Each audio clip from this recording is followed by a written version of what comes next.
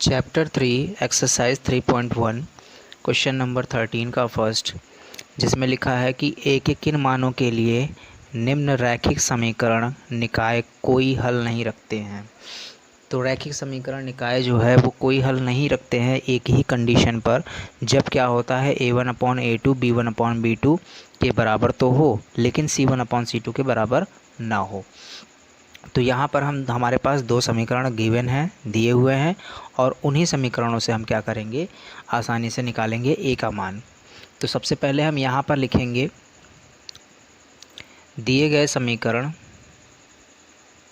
दिए गए समीकरण की तुलना a1x plus b1y plus c1 बराबर 0 तथा a2x plus b2y plus c2 बराबर 0 से करने पर। तो यहाँ पर हम सबसे पहले a1 का मान निकाल लेते हैं। तो a1 का मान हमारे पास जो है वह है a, b1 का मान जो है वह होगा 3 और c1 का मान जो होगा वह, इसको पक्षांतर करेंगे तो ये पूरा पूरा नेगेटिव में आएगा। तो यहाँ पर हम माइनस ऑफ लिख सकते हैं a-2। अब यहाँ पर a2 का मान देखेंगे तो a2 का मान है 12, b2 का मान है a और c2 का मान है माइनस का a। अब हम लैंग्वेज में थोड़ा सा लिखेंगे क्या, हम जानते हैं कि समीकरण निकाय कोई हल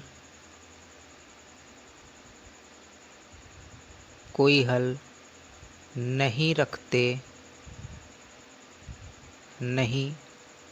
हैं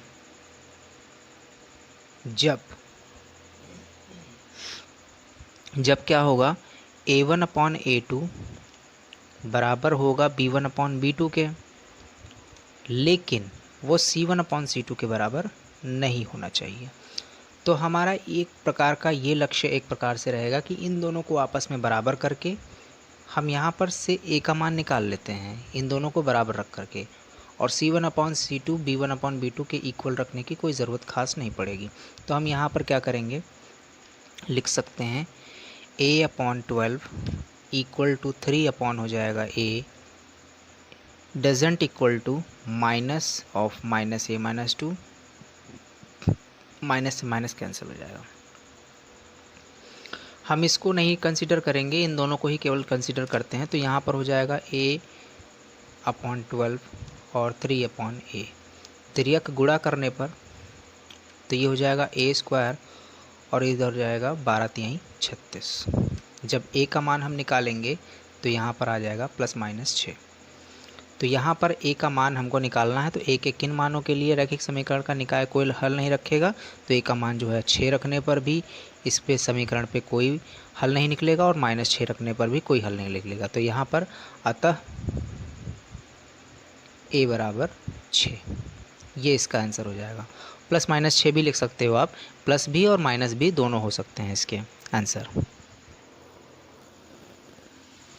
प्रश्न संख्या 13 का दूसरा पार्ट, जिसमें आपको सिद्ध यही करना है। सिद्ध क्या करना है, एक प्रकार से आपको a का मान ही ज्ञात करना है, जिसके लिए यह समीकरण जो निकाय है वह कोई हल नहीं रखते हैं। तो आपको यहाँ पर सिंपली वही चीज़ें लिखनी है जो पिछले प्रश्न में लिखा था आपने। यहाँ पर लिखेंगे क्या, समीकरण की तुलना a1x plus b1y plus c1 बराबर 0 तथा a2x plus b2y plus c2 बराबर 0 से करने पर तो हमारे पास a1 पता चल जाएगा। a1 जो है वो है 3a+1, b1 जो है वो हमारे पास है 3 और c1 जो है वो -2 है। a2 हमारे पास पता चल गया, यहाँ पर है a² + 1, b2 जो है वो है a-2 और c2 जो है वो -5 है। सिर्फ वही लैंग्वेज लिखेंगे, समीकरण निकाय कोई हल नहीं रखते हैं जब a1/a2 बराबर हो b1/b2 के, लेकिन बराबर ना हो c1/c2 के। तो उस केस में अब यहाँ पर आप रख दीजिएगा, तो 3a+1 अपॉन में हो जाएगा a² + 1 इक्वल टू 3 अपॉन में a-2। तिर्यक गुणा कराइए, तो तिर्यक गुणा करेंगे तो यहाँ पर हो जाएगा 3a+1 और यहाँ पर a-2 इक्वल टू 3 × a² + 1। इसको ज़रा सॉल्व करते हैं तो ये हो जाएगा 3a² और 3 × 2 = 6a, फिर प्लस a-2 इक्वल टू हो जाएगा 3a² + 3। 3a² से 3a² कैंसिल हो गया। इसको जब सॉल्व करिए तो यहाँ पर आएगा इसमें -5a और जब 2 को उधर लेकर के जाएंगे तो यहाँ पर 3 + 2 हो जाएगा। तो यहाँ पर कुल मिलाकर के 5 आ रहा है, -5a बराबर। तो a बराबर जो आएगा वो 5/-5 होगा, जिसको हम सॉल्व करेंगे तो a की वैल्यू आएगी -1। तो -1 रखने पर यहाँ पर इस समीकरण निकाय के कोई हल नहीं होगा। यही इसका आंसर हो जाएगा। प्रश्न संख्या 13 का तीसरा पार्ट आप स्वयं यहाँ पर हल करिए और अगर कोई समस्या आती है तो आप कमेंट बॉक्स में लिख करके बताइएगा, उसका हल आपको मिल जाएगा। प्रश्न संख्या 14 प्रश्न संख्या 12 की भांति ही है, लेकिन उस प्रश्न संख्या 12 में आपको केवल और केवल c का मान निकालना था, किसी एक वेरिएबल का मान निकालना था, चर पद का। आपको यहाँ पर जो है वो कोई 2 चर दिए हुए हैं, जिसमें यहाँ पर a और b जो हैं उनके मान आपको निकालने हैं। पिछले प्रश्न 12 की भांति ही है, इसमें भी आपको क्या करना पड़ेगा, अनुपात निकालना पड़ेगा a1/a2, b1/b2 और c1/c2 और इन तीनों को आपस में बराबर करना पड़ेगा और उसके अनुसार 1-2 इक्वेशन आएगी और उसके अनुसार आपको क्या करना पड़ेगा, a और b की वैल्यू निकाल लेनी है। तो चलिए देखते हैं इसका हल। तो सबसे पहले आपको क्या करना है, यहाँ पर जो समीकरण दिया हुआ है इसको आपने a1x + b1y + c1 के रूप में आपको लिख लेना है। और अगर आप ऐसे लिखे रहते हैं तो इसको आप समझ लीजिएगा, ये जब इधर आएगा तो ये -7 हो जाएगा, इधर जब ये आएगा तो ये माइनस के पार्ट में हो जाएगा। तो हम यहाँ पर सिंपली जो पहले प्रश्न में लिख रहे थे वही लिखेंगे, समीकरण की तुलना a1x + b1y + c1 = 0 तथा a2x + b2y + c2 = 0 से करने पर। तो हमारे पास यहाँ पर a1 जो है वो मिल गया 2 और b1 जो है वह मिल गया 3 और c1 जो है वो -7। a2 जो है वो मिला हमें a + b + 1, b2 जो है वो हमें मिला a + 2b + 2 और c2 जो हमें मिला वह है -4a + b + 1। यह आपको मिल गया। अब आप यहाँ पर लिखेंगे क्या, समीकरण निकाय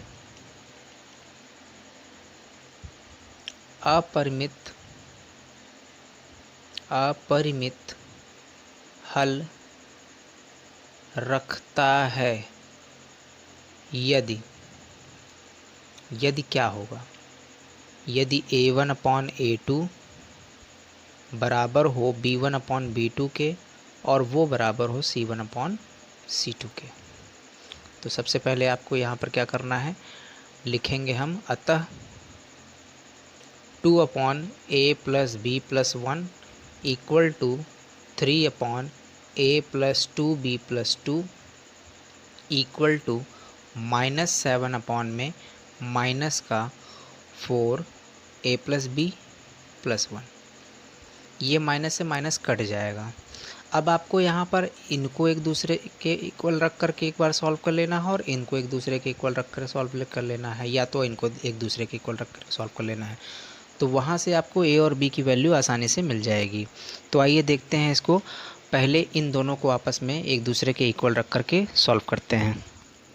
तो हम लिखते हैं इसमें सबसे पहले 2/A+B+1 इक्वल टू 3/A+2B+2, ये हम लिखते हैं।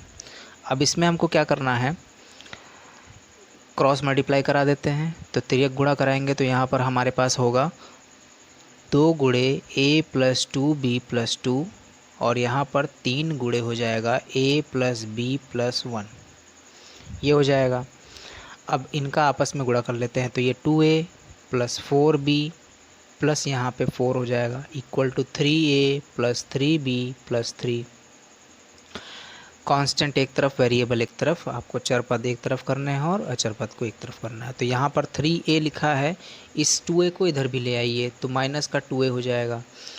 और यहाँ 3B लिखा हुआ है तो 4A को भी इधर लेकर के आइए तो माइनस का 4B हो जाएगा। और ये 4 लिखा हुआ है तो 4 को की तरफ 3 को लेकर के चले आइए। तो यहाँ पर हो जाएगा A और यहाँ पे हो जाएगा B। A - B = 1।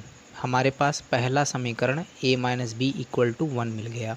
इसको हम पहला समीकरण भी मान सकते हैं, या तो आप ये लिख सकते हो A = 1 + B, ये भी आप लिख सकते हो। अब आपको क्या करना है, दूसरा तरीका, यहाँ पर इसमें आपको क्या करना है, इसको इसके इक्वल रख देते हैं, या तो इनको इनके इक्वल रख देते हैं। तो हम इन दोनों को आपस में इक्वल रख रहे हैं। तो ये हो जाएगा 2/A+B+1 इक्वल टू 7/4। अंदर इसका मल्टीप्लाई कर लेते हैं तो 4A + 4B+1, ये हो जाएगा।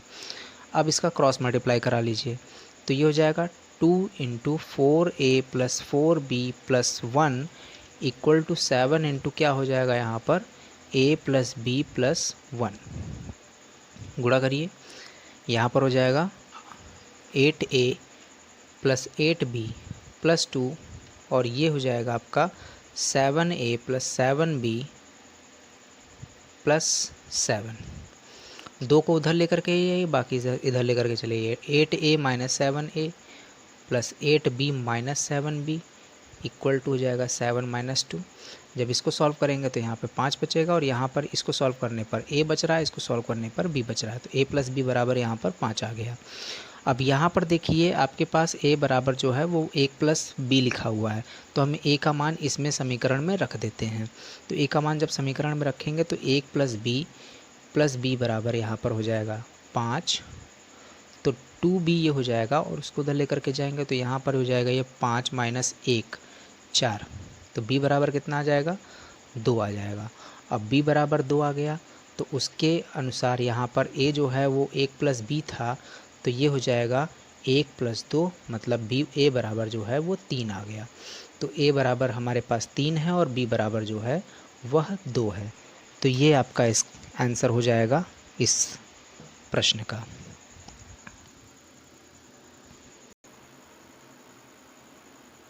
प्रश्न संख्या यहाँ पर 14 का दूसरा पार्ट है, जिसको आप यहाँ पर क्या करेंगे, पहले पार्ट की तरह ही हल करेंगे और तीसरा प्रश्न आप लोग स्वयं कीजिएगा। और अगर कोई समस्या होती है तो आपको फिर से वही आपको कमेंट बॉक्स में हमको कमेंट कर देना है और उसके बाद फिर उसका हल आपको प्राप्त करा दिया जाएगा। तो सबसे पहले आप यहाँ पर क्या करिएगा, इसकी तुलना कराइए और हम यहाँ पर अब जो है इसको जितनी जल्दी से जल्दी हो सकता है इसको इतनी जल्दी से जल्दी ख़त्म करते हैं। यहाँ पर जो वैल्यू होगी, हम यहाँ पर देखते हैं समीकरण की तुलना a1x plus b1y plus c1 equal to 0 तथा a2x plus b2y plus c2 बराबर 0 से करने पर ये लिख देते हैं। तो हमारे पास जो मिलेगा a1 जो है वह 2 मिल गया, b1 जो है वह 3 मिल गया और c1 जो है वह मिल गया हमारे पास -7। a2 जो है वह मिल गया हमें a प्लस बी, b2 जो है वह मिल गया हमें 2a माइनस बी और c2 जो है वो हमें मिल गया 3 into a plus B plus 1। अब इसके बाद अब क्या करिएगा, समीकरण के अपरिमित हल ही निकालने के लिए आपको a और b के मान निकालने हैं। तो यहाँ पर आप लिखेंगे क्या, अपरिमित हल होने की शर्त। अपरिमित हल होने की शर्त क्या होती है, a1/a2, b1/b2 और c1/c2, ये आपस में तीनों का अनुपात बराबर होना चाहिए। तो हम यहाँ पर इसी के आगे लिख लेंगे 2/a प्लस बी, इसको लिखेंगे 3/2a minus B equal to हो जाएगा -7, यहाँ पे माइनस लगा लीजिएगा, माइनस का 3 into a plus B plus 1, minus से माइनस कट जाएगा। अब आपको क्या करना है, इन दोनों को आपस में एक बार रख करके सॉल्व कर लीजिए और इन दोनों को आपस में रख करके एक बार सॉल्व कर लीजिए, या इन दोनों को एक बार रख करके सॉल्व कर लीजिए। यहाँ पर सबसे पहले आप क्या करिएगा, इन दोनों को लीजिएगा। तो 2/a plus B equal to हो जाएगा 3/2a minus B, cross multiply कराइए तो ये हो जाएगा आपका 2 इंटू 2a माइनस बी और ये हो जाएगा 3 इंटू a प्लस बी। अंदर मल्टीप्लाई करते हैं तो यहाँ 2 2 हो जाएगा 4a और यहाँ पर ये माइनस का 2b, यहाँ पर 3a हो जाएगा और यहाँ पर प्लस का 3b। a को एक तरफ कर लीजिए, b को एक तरफ कर लीजिए। तो यहाँ पर 4a minus 3a equal to 3b plus का 2b, ये आ जाएगा a बराबर 5b के। अब इसके बाद आप यहाँ पर क्या करिएगा, इन दोनों को आपस में रख लेते हैं। तो 3/2a minus B equal to 7/3, इसका अंदर मल्टीप्लाई करा लेते हैं तो 3a प्लस 3b प्लस 3 ये लिख सकते हैं। इन दोनों का तिर्यक गुणा कराइए, तो तिर्यक गुणा कराएंगे तो 3 गुणे हो जाएगा 3a प्लस 3b प्लस 3 बराबर 7 गुणे 2a माइनस बी, इसका गुणा कराइए तो यहाँ पर हो जाएगा 9a plus 9b plus 9 equal to हो जाएगा 7 दूनी 14a और यहाँ पे माइनस का 7b। a को एक a की तरफ या b को b की तरफ, तो आप इसको सबको एक तरफ कर लीजिए। तो यहाँ पर हम ये कर लेते हैं, 14a लिखा है, 9a को इधर ले आते हैं और 7b यहाँ पे लिखा ही है, इसको भी इधर ले करके आ जाते हैं, बराबर 9 यहाँ पर छोड़ देते हैं। तो 14 में 9 गया तो कितना बचेगा हमारे पास, 5a और यहाँ पर जो होगा वो 16b हो जाएगा बराबर 9 के। अब अभी हमने यहाँ पर निकाला है a का मान किसके बराबर है, 5b के बराबर है। तो हम यहाँ पर a का मान 5b के बराबर पुट कर देते हैं। तो 5 गुणे हो जाएगा 5b माइनस 16b बराबर 9 के। तो ये हो जाएगा 25b माइनस 16b बराबर 9 के। तो यहाँ से 25 में से 16 घटाएंगे तो 9b आ जाएगा बराबर 9 के। तो b बराबर जो होगा वो 1 आ जाएगा। b का मान हमें मिल गया 1, और b का मान जब हमें 1 मिल गया तो उसके अनुसार हम क्या कर सकते हैं, a का मान भी निकाल सकते हैं, 5 गुणे 1। तो यहाँ पर a का मान भी हमें 5 मिल गया। तो ये हमारा प्रश्न का उत्तर है, a बराबर 5 और b बराबर 1, ये इसका कंबाइंड आंसर हुआ। तो यहाँ पर इस प्रश्न में हमने ये देखा कि a और b के मान निकालें अपरिमित हल रखने के लिए। अपरिमित हल इस समीकरण के अगर हैं, इस समीकरण में आपके अपरिमित हल तभी होंगे जब क्या होगा, तो अपरिमित हल होने की शर्त यही होती है कि जब क्या होता है a1/a2 b1/b2 और c1/c2 जो है वो आपस में क्या होने चाहिए, बराबर होने चाहिए। अगला प्रश्न है तीसरा, 14 का तीसरा, वो आप सब क्या करिएगा, एक बार पुनः आप लोग कोशिश करिएगा। जैसे पिछले क्वेश्चन हमने स्किप किए हैं, छोड़े हैं, तो वैसे ही आप इनको भी कोशिश करिएगा। और जो प्रश्न में जिस प्रकार की समस्या आती है आप उसको कमेंट करके हमें ज़रूर बताइएगा। अब प्रश्न संख्या 15 है, सबसे आखिरी प्रश्न इस प्रश्नावली का, तो उसका हल हम देखते हैं। इस प्रश्नावली का सबसे अंतिम प्रश्न, प्रश्न संख्या 15 एनसीईआरटी का क्वेश्चन है, जिसमें लिखा है कि चांदनी एक सेल में कुछ पैंट और शर्ट खरीदने गई। जब उसकी सहेलियों ने पूछा कि प्रत्येक के कितने नग खरीदे, मतलब कितने जोड़ी एक प्रकार से पैंट शर्ट खरीदे, तो उसने उत्तर क्या दिया कि शर्ट की संख्या खरीदी गए पैंटों की संख्या की 2 गुनी से 2 कम है। और उसके बाद पुनः एक और बार उसने उत्तर दिया कि शर्ट की संख्या खरीदी गई पैंटों की संख्या की 4 गुने से 4 कम है। तो यहाँ पर दो हमारे पास समीकरण आसानी से बन सकते हैं इससे। और सहेलियों को यह जानने के लिए सहायता कीजिए कि चांदनी ने कितने पैंट और शर्ट खरीदी, ये क्वेश्चन है। तो सबसे पहले आपको क्या करना है, दो समीकरण इनके प्रश्न के अनुसार आपको बना लेने हैं। तो हम यहाँ पर लिखेंगे, माना खरीदी गई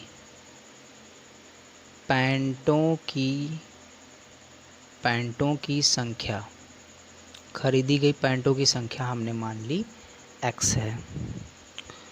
तो अब यहाँ पर इनका कहना है कि पैंटों की संख्या और शर्ट की संख्या बात करते हैं। तो यहाँ पर हो जाएगा शर्टों की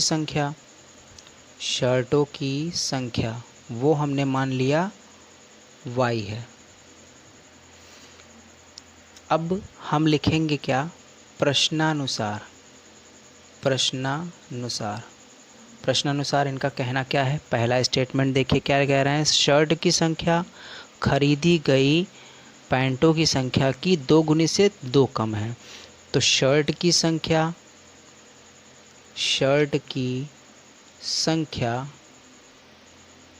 वो क्या है, पैंटों की संख्या उसका हम 2 गुना कर रहे हैं और उसमें से 2 घटा रहे हैं, इसके बराबर है। शर्ट की संख्या पैंटों की संख्या की 2 गुनी से 2 कम है, ये पहला स्टेटमेंट हो गया। अब इसको ज़रा हम वेरिएबल के अकॉर्डिंग लिख लेते हैं। तो यहाँ पे हो जाएगा y बराबर 2x - 2, ये हमारे पास पहला एक प्रकार का समीकरण बन गया। अब दूसरा समीकरण दूसरे स्टेटमेंट से देखते हैं। पुनः कह रही है शर्ट की संख्या खरीदी गए पैंटों की संख्या की 4 गुने से 4 कम है। तो फिर से हम लिखेंगे पुनः प्रश्नानुसार क्या हो जाएगा, शर्ट की संख्या वो क्या है, पैंटों की संख्या के 4 गुने से 4 कम है। यहाँ पर देख लीजिए, पैंटों की संख्या के 4 गुने से 4 कम है, तो ये हमने ये स्टेटमेंट लिख लिया। अब हम क्या करेंगे, शर्ट की संख्या जो है वो y है और यहाँ पे 4x - का 4 कर देंगे। ये आपका स्टेटमेंट हो गया। अब इसके बाद इसको हमने समीकरण नंबर 2 मान लिया। अब यहाँ पर देखिए ध्यान से, y बराबर 2x - 2, y बराबर 4x - 4, मतलब y बराबर ये है और y बराबर ये है, तो इसका मतलब ये आपस में बराबर होंगे ना। तो यहाँ पर लिखेंगे क्या, समीकरण 1 तथा 2 से यहाँ पर आपको मिलेगा 2x - 2 = 4x - 4। अब इसको ज़रा हम सॉल्व कर लेते हैं। तो यहाँ पर देखिए 4 को इधर ले जाइए, 2 को उधर लेकर के जाइए, तो 4x - 2x हो जाएगा और इधर जाएगा -2 + 4, ये हो जाएगा 2 और यहाँ पे हो जाएगा 2x, तो x बराबर आ जाएगा 1। तो इसका मतलब हमारे पास पैंटों की संख्या जो मिल गई, पैंटों की संख्या ही तो हमने मानी थी, तो पैंटों की संख्या हमको मिल गई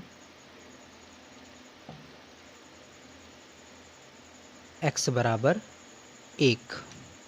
ये हमारे पास पहला आंसर आ गया। अब हमारे पास शर्ट चाहिए, शर्ट की संख्या चाहिए। तो शर्ट की संख्या अगर हमें निकालनी है तो किसी भी समीकरण में रख लेंगे। तो y बराबर जो हो जाएगा एक प्रकार का 2 × 1 - 2। तो 2 - 2 मतलब 0। तो y बराबर 0, इसका मतलब है शर्ट जो है वो क्या है, शर्ट की संख्या। इसका मतलब है कि चांदनी ने शर्ट खरीदी ही नहीं थी, चांदनी ने शर्ट खरीदी ही नहीं थी।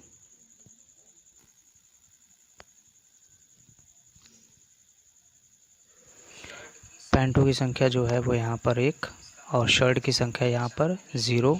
ये हो जाएगा इसका उत्तर। अब यहाँ पर प्रश्न जो है, प्रश्नावली 3.1 समाप्त होती है। अगले प्रश्नावली में हम लोग मिलते हैं 3.